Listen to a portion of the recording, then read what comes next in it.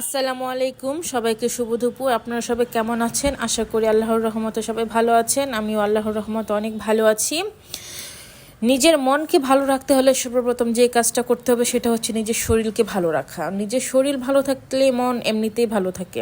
আর সর্বপ্রথম কথা হচ্ছে মন শরীর দুটো ভালো রাখতে হলে আমাদের খেতে হবে পুষ্টিকর খাবার। সেই পুষ্টিকর খাবার আমরা কোথা থেকে পাবো?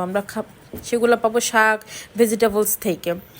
তো আজকে আমি এমন একটা ভর্তা করব যে ভর্তা দিয়ে আপনি অনায়াসেই কয়েক প্লেট ভাত চোখের নিমিষে শেষ করে ফেলতে পারেন। আমি এই শাকের নাম দিয়েছি ম্যাজিক পাতা।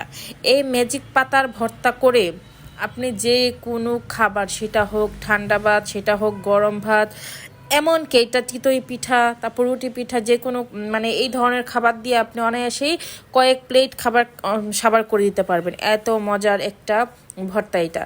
তাছাড়া লাউ পাতার শাক তো আমরা সবাই জানি কত দারুণ একটা শাক। এই শীতকালে লাউ পাতার তরকারি, লাউ পাতার শাক, এমনকি লাউ পাতার ভর্তা বাদ যাবে না কোনো কিছুই।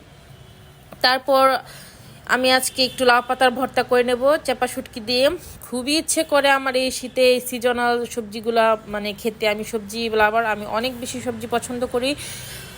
আমিও চাই আমার ফ্যামিলি, আমার বাচ্চা, আমার হাজব্যান্ড এরকমভাবে ভেজিটেবলস লাভার হোক।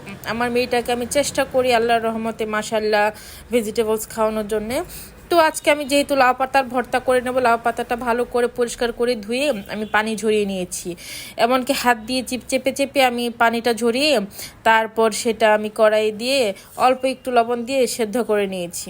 তারপর এখানে আমি দিয়ে দিয়েছি একটু চাপা শুটকি, তারপর এটা হচ্ছে কাঁচামরিচ, এখানে রসুন আর একটা পেঁয়াজ ভালো করে কুচি করে কেটে আমি এখানে ভালো করে এত বেশি ভাজবো না, জাস্ট যাতে কাঁচা ফ্লেভারটা না থাকে সেজন্য আমি এরকমভাবে ভেজে নেব। আর এখানে দিয়ে দিয়েছি আমি ধনিয়া পাতা, লাউ শাক আর ভেজে রাখা সবগুলা পেঁয়াজ, রসুন, মরিচ। আর এখানে দিয়ে দিব আর একটু স্বাদ মতো লবণ, আর দিয়ে দিব অল্প একটু সরিষার তেল। এই সরিষার তেলটা দিলে ভর্তার ফ্লেভারটা দারুণ আসে। তারপর আমি ব্লেন্ড করে নিয়েছি। আমি আজকে পাটায়ও পিসবো না, বাটনাতেও বাটবো না, আজকে আমি ব্লেন্ড করে নিয়েছি কারণ আমার মেয়েটা একটু অসুস্থ, ঠান্ডা লেগেছে, ও আমার কুল ছাড়া থাকতেই চায় না। তাই ওকে এক কোলে করে আমি এরকমভাবে ব্লেন্ডার করে নিয়েছি। এত সুন্দর স্মুথ হয়েছে ভর্তাটা। আর গরম ভাত দিয়ে সাথে এক পিস লেবু নিয়ে নিয়েছি। এত মজাদার কম্বিনেশন হয়েছে, আপনারা জাস্ট খেয়ে দেখবেন যে এটা কী পরিমাণ মজা। আর আমি আপনাদের